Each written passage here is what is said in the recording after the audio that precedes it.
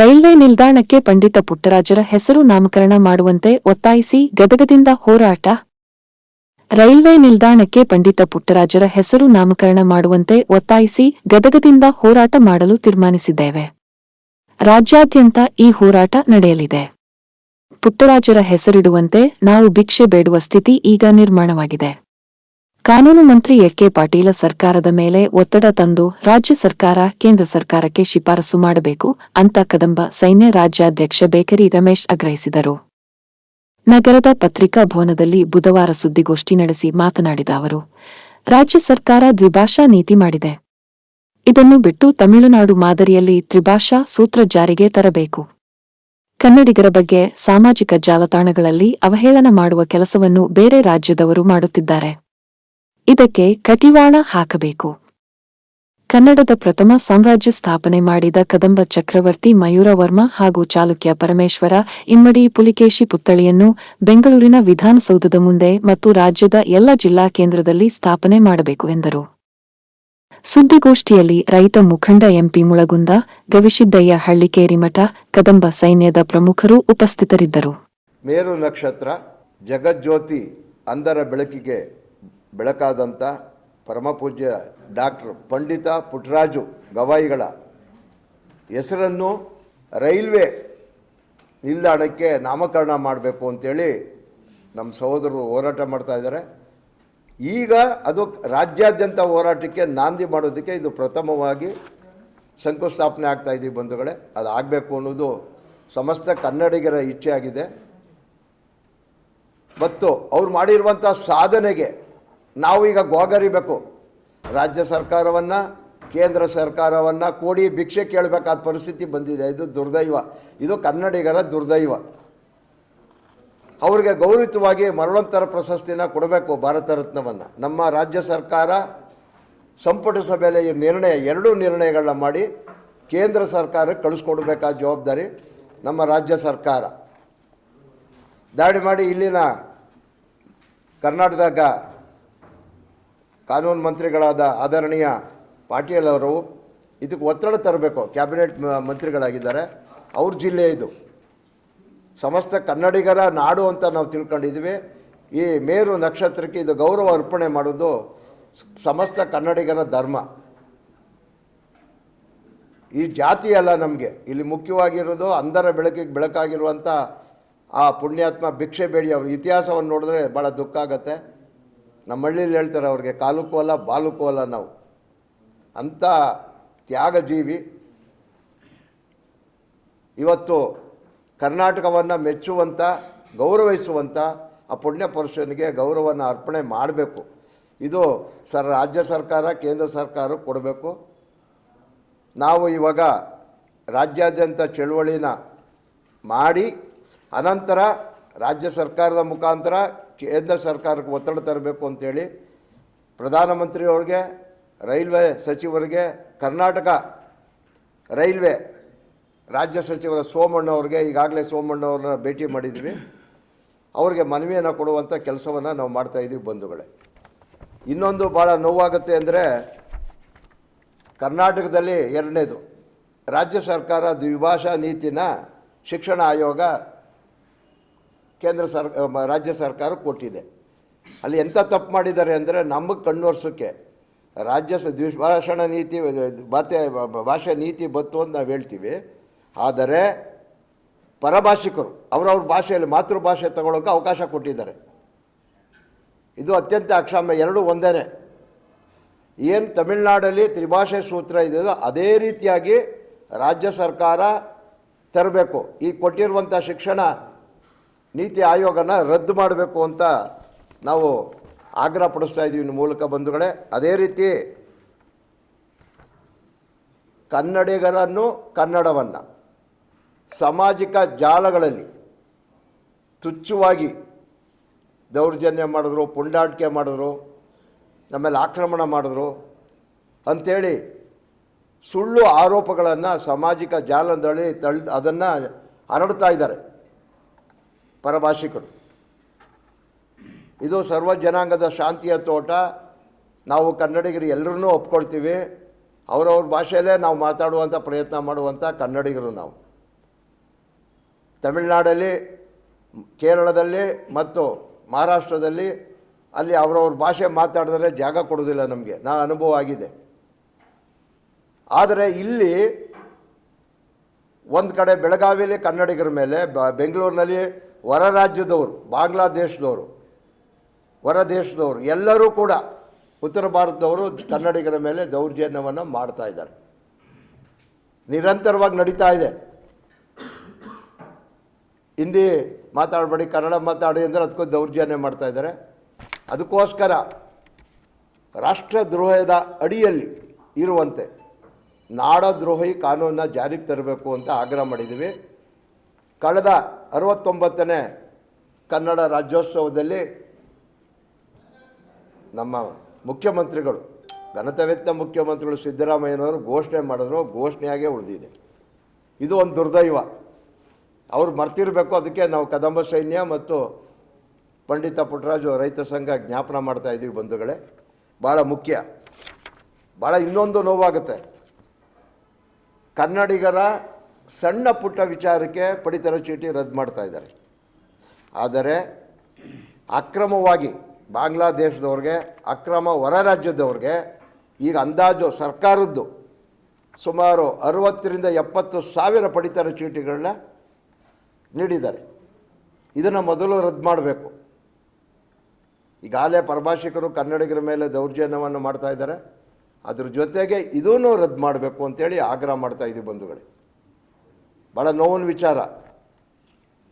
ಈಗ 60 ಮಾಡಬೇಕು. ಅಧಿಕಾರಿಗಳು ಹಣಕ್ಕೋಸ್ಕರ ಕೆಲಸ ಮಾಡುವ ಕನ್ನಡದ ಅಧಿಕಾರಿಗಳು ಅಥವಾ ಪರಭಾಷೆಯ ಅಧಿಕಾರಿಗಳು ಇಲ್ಲಿದ್ದಾರೆ, ಅವ್ರ ವಿರುದ್ಧ ಕಠಿಣ ಕಾನೂನು ಕ್ರಮ ತಗೊಳ್ಬೇಕು ಅನ್ನೋದು ನಮ್ಮದು ಬೇಡಿಕೆಯಾಗಿದೆ. ರಾಜ್ಯ ಸರ್ಕಾರ ಕನ್ನಡದ ನಾಮಫಲಕಗಳಿಗೆ 60% ಪ್ರಥಮವಾಗಿರಬೇಕು ಅಂತ ರಾಜ್ಯಾದ್ಯಂತ ಘೋಷಣೆ ಮಾಡಿತು, ಕಾನೂನು ತತ್ತು. ಆದರೆ ರಾಜ್ಯ ಸರ್ಕಾರವೂ ನಿರ್ಲಕ್ಷ್ಯ. ಮಹಾನಗರ ಪಾಲಿಕೆಗಳು ಮತ್ತು ನಗರಸಭೆಗಳು, ಪುರಸಭೆ, ಪಟ್ಟಣ ಯಾವುದೋ ಅಧಿಕಾರಿಗಳು ಇದನ್ನು ಜವಾಬ್ದಾರಿ ತಗೋತಾ ಇಲ್ಲ. ಬರೀ ಅವರವರ ಭಾಷೆಯಲ್ಲೇ ನಾಮಫಲಕಗಳು ವ್ಯವಹಾರಗಳು ಆಯ್ತಾ ಇದ್ದಾವೆ. ಕನ್ನಡದ ನೆಲದ ಈ ಕಾನೂನಿಗೆ ಕಿಮ್ಮತ್ತು ಕೊಡ್ತಾ ಇಲ್ಲ. ರಾಜ್ಯ ಸರ್ಕಾರದ ಸಂಪೂರ್ಣ ವೈಫಲ್ಯ ಅಧಿಕಾರಿಗಳದು ಅಂತ ಆರೋಪ ಮಾಡ್ತಾ ಇದ್ದೀವಿ ಬಂಧುಗಳೇ. ಭಾಳ ಮುಖ್ಯವಾಗಿ ನಮಗೆ ಡಾಕ್ಟರ್ ಸರೋಜಿನಿ ಮಹಿಷಿ ಪುರಸ್ಕೃತ ವರದಿ 2017ರಲ್ಲಿ ಸರ್ಕಾರಕ್ಕೆ ಈಗಿನ ಮುಖ್ಯಮಂತ್ರಿ ಸಿದ್ದರಾಮಯ್ಯನವರು ಆವಾಗಿದ್ದರು. ಆವಾಗ ಅವರಿಗೆ ಪರಿಷ್ಕರಣೆ, ಆಗಿನ ಕನ್ನಡ ಅಭಿವೃದ್ಧಿ ಪ್ರಾಧಿಕಾರ, ಕೋ ಚನ್ನಬಸಪ್ಪನವರು, ಗುರು ಚನ್ನಬಸಪ್ಪ, ಅನೇಕ ಸಾಹಿತಿಗಳು ಸೇರಿ ಪರಿಷ್ಕೃತ ವರದಿಯನ್ನು ಕೊಟ್ಟಿದ್ದಾರೆ. ಅದನ್ನು ಕಾರ್ಯರೂಪಕ್ಕೆ ತರ್ತೀವಿ ಅಂತ ಹೇಳಿದ್ರು. ಇದುವರೆಗೂ ಕಾರ್ಯರೂಪಕ್ಕೆ ತರೋಕೆ ಕಾಯ್ತಾ ಇಲ್ಲ. 2ನೇ ಸಾರಿ ಮುಖ್ಯಮಂತ್ರಿ ಆಗಿದ್ರು, ತರೋಕೆ ಕಾಯ್ತಾ ಇಲ್ಲ. ಯಾಕೆ ಅಂತ ಹೇಳಿದ್ರೆ ದಬ್ಬಾಳಿಕೆ ಭಯ. ಪರಭಾಷಿಕರು ಕಂಡ್ರೆ ಇವ್ರಿಗೆ ಭಯ, ಎಲ್ಲಿ ಮತಗಳು ಹೋಗ್ಬಿಟ್ಟವೋ ಅನ್ಯ ಭಾಷಿಕರದು ಅನ್ನೋ ಭಯದಿಂದ, ಮತ್ತು ಇಲ್ಲಿರುವಂಥ ಭಾರತದ ಸಂಪೂರ್ಣವಾಗಿ ಉತ್ತರ ಭಾರತದ ಕಾರ್ಖಾನೆಗಳ ಹಿಡಿತ ನಮ್ಮ ರಾಜ್ಯ ಸರ್ಕಾರ ಇವ್ರನ್ನ ಹಿಡ್ಕೋಬೇಕು. ಅವ್ರು ಹಿಡ್ಕೊಂಡಿದ್ದಾರೆ. ಅವ್ರು ಹೇಳ್ದಂಗೆ ಇವ್ರು ಕೇಳ್ತಾರೆ. ಈಗ ಆಯ್ತಾ ಇಲ್ಲ, ನ್ಯಾಯಾಲಯ ಕೊಟ್ಟೋಗ್ಬಿಡ್ತಾರೆ.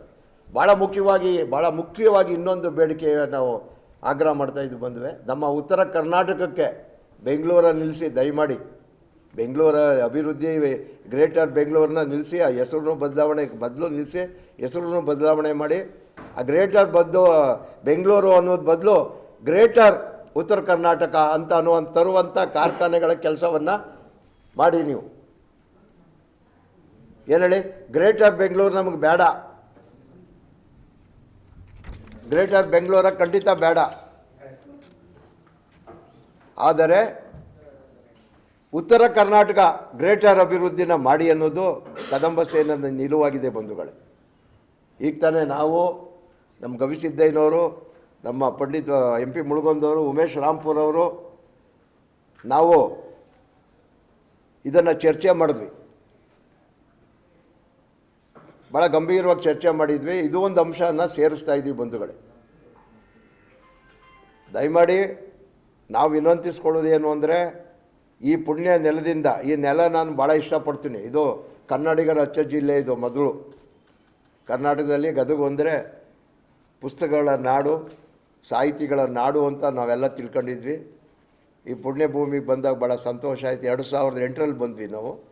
ಇದುವರೆಗೂ ಎಲ್ಲರೂ ನಮಗೆ ಸಹಕಾರವನ್ನು ಕೊಟ್ಟಿದ್ದಾರೆ. ಅದಕ್ಕೋಸ್ಕರ ನಾವು ಈ ಹೋರಾಟವನ್ನು ಪ್ರಾರಂಭ ಮಾಡ್ತಾಯಿದ್ವಿ. ದಯವಿಟ್ಟು ನೀವು ಸಂಪೂರ್ಣ ಸಹಕಾರವನ್ನು ನೀಡಬೇಕು ಅಂಥೇಳಿ ನಿಮ್ಮಲ್ಲಿ ವಿನಂತಿಸ್ಕೊಳ್ತಾ, ನಮ್ಮ ರಾಜ್ಯ ಕಾರ್ಯದರ್ಶಿ ವಿನಾಯಕ್ ಸಂಡೂರವರು ಉಪಸ್ಥಿತರಿದ್ದಾರೆ. ನಮ್ಮ ರಾಜು ಸಾಹೇಬು ಬಸವನ ಬಾಗವಾಡಿಯಿಂದ ಉಪಸ್ಥಿತರಿದ್ದಾರೆ. ಬಂಧುಗಳೇ, ಈಗ ಮುಂದೊಂದು ಕದಂಬ ಚಕ್ರವರ್ತಿ ಮಯೂರನ ಬಗ್ಗೆ ಸರ್, ನಾವು ನಮ್ಮಲ್ಲಿ ಪ್ರಭಾಕರ್ ಗಗ್ಗೇರಿ ಅಂತ ನಮ್ಮ ಅಧ್ಯಕ್ಷರು ಮಾಡಿದ್ದೀವಿ. ಇಲ್ಲಿ ಏನು ಸಮಸ್ಯೆ ಇರೋದು, ನಮಗೆ ಒಂದೊಂದು ಸಮಸ್ಯೆ ಇರೋದು ಅಂದರೆ ಏನು ಅಂದರೆ, MS ನವ್ರು ಆಲೇ ಈಗ ಕರಾಳ ದಿನ ಮಾಡಬೇಕು ಅಂತ ಹೇಳಿದರು. ಕೋರ್ಟ್ಗೂ ನಮ್ಮ ಕಡೆಯವರು ಹೋಗಿದ್ದಾರೆ. ಅಲ್ಲೇನಾಗಿದೆ, ಆ ಜಿಲ್ಲಾ ಆಡಳಿತ ಸರ್ಕಾರ ನಿಲುವು ತಗೊಂಡ್ರೆ ನಮ್ಮದೇನು ಅಭ್ಯಂತರ ಇಲ್ಲ ಅಂತ ನ್ಯಾಯಾಲಯ ಸರ್ಕಾರ ಮತ್ತು ಅಲ್ಲಿನ ಜಿಲ್ಲಾಡಳಿತಕ್ಕೆ ಹಾಕಿದೆ. ಇವರು ಕಠಿಣ ಕ್ರಮ ತಗೊಳ್ತಾ ಇಲ್ಲ. ಇಲ್ಲಿ ಸಮಸ್ಯೆ ಆಯ್ತಾ ಇರೋದು, ರಾಜ್ಯ ಸರ್ಕಾರ, ವಿರೋಧ ಪಕ್ಷಗಳು, BJP ಆಗ್ಬೋದು, ಕಾಂಗ್ರೆಸ್ ಆಗ್ಬೋದು, ಅವ್ರ ಮತ ಇಲ್ಲದ್ರೆ ಗೆಲ್ಲೋಕ್ಕಾಗೋದಿಲ್ವ ಅನ್ನೋ ಒಂದು ಭಯ ಆಗ್ಬಿಟ್ಟಿದೆ. ಇಲ್ಲಿ ಸಮಸ್ಯೆ ಆಯ್ತಾ ಇರೋದು, ಕನ್ನಡಿಗರು ಹೋರಾಟ ಮಾಡ್ತಾ ಇದ್ದಾರೆ, ನಮ್ಮನ್ನೇ ದಮನ ಮಾಡ್ತಾ ಇದ್ದಾರೆ. ಇದು ಸಮಸ್ಯೆನ ಸೃಷ್ಟಿ ಮಾಡಿರೋರೇ ಪಕ್ಷಗಳು, ರಾಜಕೀಯ ಪಕ್ಷಗಳು. ಈಗ ನಾವು ಯಾರ ವಿರುದ್ಧ ಹೋರಾಟ ಮಾಡಬೇಕು ಅಂದರೆ ಇವ್ರ ವಿರುದ್ಧವೇ ಹೋರಾಟ ಮಾಡಬೇಕಾದಂಥ ಪರಿಸ್ಥಿತಿ ಬಂದಿದೆ. ಈಗ ನಾವು ರಕ್ಷಣಾ ವೇದಿಕೆ ಆಗ್ಬೋದು, ಎಲ್ಲ ಕನ್ನಡಪರ ಸಂಘಟನೆಗಳು, ಕದಂಬ ಸೇನೆ ಎಲ್ಲ ಹೋರಾಟ ಮಾಡ್ತಾಯಿದ್ವಿ ನಾವು. ಆದರೆ ಈ ಹೋರಾಟವನ್ನು ಹತ್ತಿಕ್ಕುವಂಥ ಕೆಲಸನ ನಮ್ಮ ಪೊಲೀಸ್ನವರೇ ಮಾಡ್ತಾರೆ. ಈಗ ಅಲ್ಲಿ ಮರಾಠಿಲೇ ಆಗಬೇಕು ಅನ್ನುವಂಥದ್ದು ನಡೀತಾ ಇದೆ. ಇಲ್ಲಿ ಯಾವ್ದು ಹೇಳಿ, ಈಗ ನಾಮಫಲಕಗಳು ಅಲ್ಲೆಲ್ಲ ಮರಾಠಿಲಿದೆ. ನಮ್ಮ ಮೊನ್ನೆ ಹೋಗಿದ್ದು ಬಂದು ನಮ್ಮ ಸಭೆಯಲ್ಲಿ ಮಾತಾಡಿದ್ವಿ ನಾವು. ನೀವು ಎಷ್ಟೇ ಹೋರಾಟ ಮಾಡಿ, ಎಷ್ಟೇ ಪ್ರತಿಭಟನೆ ಮಾಡಿ, ಅದು ಹಂಗೇನೆ. ಅದು ಇಲ್ಲಿ ಕಠಿಣ ನಿಲುವನ್ನು ತಗೋಬೇಕು. ಈಗ ನ್ಯಾಯಾಲಯ ಹೇಳಿದೆ, ಯಾವುದೇ ಕಾರಣಕ್ಕೂ ಸರ್ಕಾರ ಅವಕಾಶ ಕೊಟ್ಟರೆ ನಮ್ದು ಅಭ್ಯಂತರ ಇಲ್ಲ. ಅದು ನಮ್ಮ ಸರ್ಕಾರನೂ ಕೊಡಬಾರ್ದು, ಅಲ್ಲಿ ಜಿಲ್ಲಾ ಆಡಳಿತನೂ ಕಟ್ಟುನಿಟ್ಟು ಕ್ರಮ ತಗೋಬೇಕು. ಕೆಲವು ತೊಗೊಂಡಿದ್ರೆ, ಕೆಲವು ತೊಗೊಳ್ಳಿಲ್ಲ. ಅದರಿಂದ ಬೆಳಗಾವಿಯಲ್ಲಿ ಮರಾಠಿಗರು ಮತ್ತು ಕನ್ನಡಿಗರ ಬಗ್ಗೆ ಈ ಜಗಳ ಪ್ರಾರಂಭ ಮಾಡಿದವರೇ ಈ ರಾಜಕೀಯ ಪಕ್ಷಗಳು. ಇದು ವಾಸ್ತವ ಸತ್ಯ. ನಾನು ಬೇಕಾದ್ರೆ ನೇರವಾಗಿ ಹೇಳ್ತೀನಿ, ಇದು ವಾಸ್ತವ ಸತ್ಯ. ಇಲ್ಲಿ ಸಮಸ್ಯೆ ಏನಾಯಿತು ಅಂತ ಹೇಳಿದ್ರೆ, ಇದನ್ನು ಅವರೇ ಮಾಡಿ ಲಾಭ ತಗೊಳ್ಳುವಂತಾಯಿತು. ಈಗ ನಾವು ಕನ್ನಡಿಗರು, ಕನ್ನಡ ಪರ ಸಂಘಟನೆಗಳು ಹೋರಾಟ ಮಾಡಿ ಜೈಲು ಏಟು ತಿನ್ನುವಂಥ ಪ್ರಕರಣಗಳು ನಾವು ಅನುಭವಿಸ್ತಾ ಇದ್ದೀವಿ. ಅದನ್ನು ನಮ್ಮನ್ನು ಕನ್ನಡ ಪರ ಸಂಘಟನೆ ಹೋರಾಟವನ್ನು ನಮ್ಮ ಸರ್ಕಾರಗಳೇ, ನಮ್ಮ ವಿರೋಧ ಪಕ್ಷಗಳೇ ಹತ್ತಿಕ್ಕುವಂಥ ಮಹತ್ ಕಾರ್ಯವನ್ನು ಮಾಡ್ತಾ ಇದ್ದಾರೆ ಬಂಧುಗಳೇ. ಇದು ಇಕ್ಕಟ್ಟಿನ ಪರಿಸ್ಥಿತಿ ಇದೆ. ತಮಿಳ್ನಾಡಲ್ಲಿ ಹಂಗಿಲ್ಲ, ನಾನೇ ಅನುಭವಿಸಿದ್ದೀನಿ.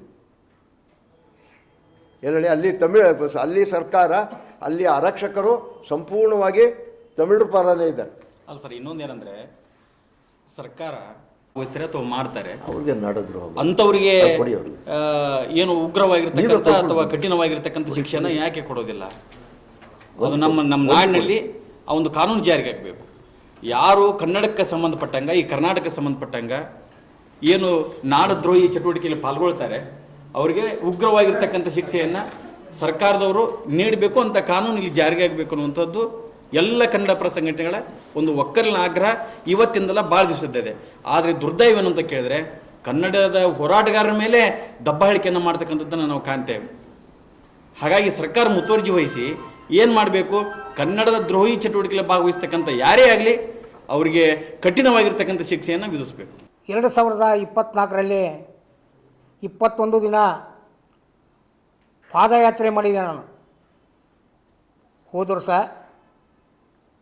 2024ರಲ್ಲಿ ಅಜ್ಜರಿಗೆ ಭಾರತ ರತ್ನ ಪ್ರಶಸ್ತಿ ಸಿಗಲಿ ಅಂತೇಳಿ 21 ದಿನ ಪಾದಯಾತ್ರೆ ಮಾಡಿದೆ. ಆ ಟೈಮ್ನಾಗ ಪಾದಯಾತ್ರೆ ಮಾಡುವ ಮೂಲಕ, ಯಾಕಂದ್ರೆ ಈಗ ಸಿದ್ಧಗಂಗಾ ಅಜ್ಜಾರ ಹೆಸರಿಟ್ಟರು ತುಮಕೂರಿನಲ್ಲಿ, ಗದಗಿನಲ್ಲಿ, ಹುಬ್ಬಳ್ಳಿಯಲ್ಲಿ ಸಿದ್ಧಾರೂಢ ಮಹಾಸ್ವಾಮಿಗಳು ಹೆಸರಿಟ್ಟರು. ಇವತ್ತ ಭೂಮಿಯ ಮೇಲೆ ನಡೆದಾಡುವಂಥ ದೇವರಿವರು, ಭೂಮಿಯ ಮೇಲೆ ನಡೆದಾಡುವಂಥ ದೇವರು. ಅಂಥ ದೇವ್ರ ಹೆಸರಿಡಾಕ ಎಷ್ಟು ದಿನ ಇವರು ಟೈಮ್ ತೊಗೊಂತಾರ. ಮೊನ್ನೆ ಪ್ರಹ್ಲಾದ್ ಜೋಶಿ ಅವ್ರು ಬಂದಾಗ, ಓಪನಿಂಗ್ ಇದ್ದಾಗ, ಆ ಟೈಮ್ನಾಗ ಹೋಗಿ ಎಲ್ಲ ನಮ್ಮ ಸಂಘಟನೆ ಕರ್ಕೊಂಡೋಗಿ ಅವರಿಗೆ ಭೇಟಿಯಾಗಿ ಇದನ್ನು ಪರಮ ಪೂಜ್ಯ ಡಾಕ್ಟರ್ ಪಂಡಿತ ಪುಟ್ಟರಾಜ್ ಅವರ ಹೆಸರ ನಾಮಕರಣ ಮಾಡಿರಿ ಅಂತ ನಾವು ಹೇಳಿದ್ರು ಇನ್ನುವರೆಗೆ ಅವ್ರು ಏನು ಗಮನಕ್ಕೆ ತೊಗೊಂಡಿಲ್ಲ. ಆಯ್ತೀವಿ ಮಾಡ್ತೀವಿ ಅನ್ಕೊಂತಾನೆ ಹಿಂಗೆ ಹೊಂಟಾರ. ಅದಕ್ಕೆ ಇಲ್ಲಿ ನಮ್ಮ ಶಾಸಕರ ಒತ್ತಾಟ ಒಂದು ಸ್ವಲ್ಪ ಅದರ ಮ್ಯಾಗ ಬಿತ್ತು ಅಂದ್ರೆ ಇದು ಕೆಲಸ ಆಕೈತಿ. ಮತ್ತೆ ಮೇಲಾಗಿ ಭಾಳ ದಿನ ಆಯಿತು ತಡೆ ಹಿಡಿದೈತಿ. ಅವ್ರಿಗೆ ಡಾಕ್ಟರ್ ಪಂಡಿತ್ ಪುಟ್ಟರಾಜ್ ಅವರಿಗೆ ಭಾರತ ರತ್ನ ಪ್ರಶಸ್ತಿ ಸಿಗಲಿ ಅಂತ ತಿಳ್ಕೊಂಡು ಅದಕ್ಕೂ ಹೋರಾಟ ಮಾಡಿದ್ವಿ. ಆವಾಗ ವೈಶಾಲಿ ಮೇಡಮ್ ಅವರಿದ್ದರು. ಆ ವೈಶಾಲಿ ಮೇಡಮ್ ಅವರಿದ್ದಾಗ ಅವರು ಮೇಲೆ ಅವರು ಒಂದು ಲೆಟರ್ ಮಾಡಿದರು, ಲೆಟರು ಬರೆದು ಅವರು ಈಗಾಗಲೇ ಅವರು ತಿಳಿಸಿದ್ರು ಕೂಡ ಇನ್ನೂ ಮಟ್ಟ ಅದನ್ನು ಯಾವುದು ಗಮನಕ್ಕೆ ತೊಗೊಂಡಿಲ್ಲ. ಕೇಂದ್ರ ಸರ್ಕಾರಕ್ಕೆ ತಿಳಿಸಿದರು, ಇವತ್ತು ರಾಜ್ಯ ಸರ್ಕಾರಕ್ಕೆ ತಿಳಿಸಿದರು, ಅವರು ಎಲ್ಲ ಕಡೆಗೂ ತಿಳಿಸ್ಯಾರ. ಎಲ್ಲರಿಗೂ ಗೊತ್ತಾಗೈತೆ ಅದ್ರ ಬಗ್ಗೆ. ಅವ್ರ ಓಲ್ಡ್ನಾಗ ಎಲ್ಲರಿಗೂ ಗೊತ್ತೈತಿ. ಪರಮ ಪೂಜ್ಯ ಡಾಕ್ಟರ್ ಪಂಡಿತ್ ಪುಟ್ಟರಾಜ್ ಅವರು ಭೂಮಿಯ ಮೇಲೆ ಹುಟ್ಟಿದವರು, ನಡೆದಾಡುವ ದೇವರು, ಮಾನವ ರೂಪದಲ್ಲಿ ಆಗಿ ಬಂದಂಥ ದೇವರು. ಅಂಥವ್ರ ಹೆಸರಿರಲಿಲ್ಲ ಅಂದ್ರೆ ಎಂಥವ್ರ ಹೆಸರಿಡಕ್ಕೆ ವಿಚಾರ ಮಾಡ್ತಾರೆ ಇವರು. ಅದಕ್ಕೆ ನಮ್ಗೆ ಇವನ್ನ ಮೊದಲ ನಮಗೆ ಒಂದು 3 ಬೇಡಿಕೆ ಅದಾವು. ಒಂದನೇದು ಡಾಕ್ಟರ್ ಪಂಡಿತ್ ಪುಟ್ಟರಾಜ್ ಅವರಿಗೆ ಭಾರತ ರತ್ನ ಪ್ರಶಸ್ತಿ ಸಿಗಬೇಕು. ಎರಡನೇದು ರೈಲ್ವೆ ಸ್ಟೇಷನ್ ನಿಲ್ದಾಣಕ್ಕೆ ಅಜ್ಜಾರ ಹೆಸರು ನಾಮಕರಣ ಆಗಬೇಕು. ಮೂರನೇದು ಅಜ್ಜರಿಗೆ 3 ಎಕರೆ 21 ಗುಂಟೆ ಜಿಗನ್ನ ನಮ್ಮ ಹಾತ್ಲಿಗಿರಿ ದಾರಿಲಿ ಕೊಟ್ಟಿದ್ದರು. ಅವಾಗ ಅಜ್ಜಾರು ಪುಟ್ಟ ಅಜ್ಜಾರು ಅದಕ್ಕೆ ಸಂಸ್ಥಾಪಕ ಅಧ್ಯಕ್ಷರಾಗಿದ್ದರು. ಅವಾಗ ಡೈರೆಕ್ಟರ್ ಅವರೇ ಇದ್ದರು. ಇದ್ದಂಥ ಜಿಗ ಕೊಟ್ಟಿದ್ದರು. ಆ ಕೊಟ್ಟಾಗ ಇವತ್ತು ನಮ್ಗೆ ಕಮರ್ಷಿಯಲ್ ಅದು ಯಾವುದು ಬೇಕಾಗಿಲ್ಲ. ನಮಗೇನಪ್ಪ ಅಂದ್ರೆ ಅಲ್ಲೇ ಕಮರ್ಷಿಯಲ್ ಮಾಡುವಂಥದ್ದು ಅವಶ್ಯಕತೆ ನಮಗಿಲ್ಲ. ಇವತ್ತು ಇನ್ನೂ ಒಂದು ಕಾಲೇಜ್ ಬಿಟ್ಟು ಇನ್ನೂ ಒಂದು ಕಾಲೇಜ್ ಕಟ್ಟಲಿ, 10 ಕಾಲೇಜ್ ಕಟ್ಟಲಿ ಅವರು, ನಾವೇನು ಬೇಡನ ಕತ್ತಿಲ್ಲ. ಯಾಕಂದ್ರೆ ಇವತ್ತು ಅವರಲ್ಲಿ ಪೆಟ್ರೋಲ್ ಪಂಪ್ ಮಾಡಾಕತ್ತಾರ. ಆ ಪೆಟ್ರೋಲ್ ಪಂಪ್ಗೂ ನಾವು ತಡೆ ಹಿಡಿತೀವಿ ಮತ್ತು ನಾವು ಅದನ್ನು ನಿಲ್ಲಿಸ್ತೀವಿ ಅನ್ನತಕ್ಕಂಥ ಮಾತನ್ನು ಹೇಳುತ್ತಾ, ಇವತ್ತು ಕದಂಬರು ಅನ್ನೋದಾಗ ಗೊತ್ತಿಲ್ಲ ಜನರಿಗೆ, ಕದಂಬರು ಅನ್ನೋದಾಗ ಗೊತ್ತಿಲ್ಲ. ಅದಕ್ಕೆ ಕದಂಬರು ಯಾರು ಅಂದ್ರೆ ಮಾಣಿಕ್ಯ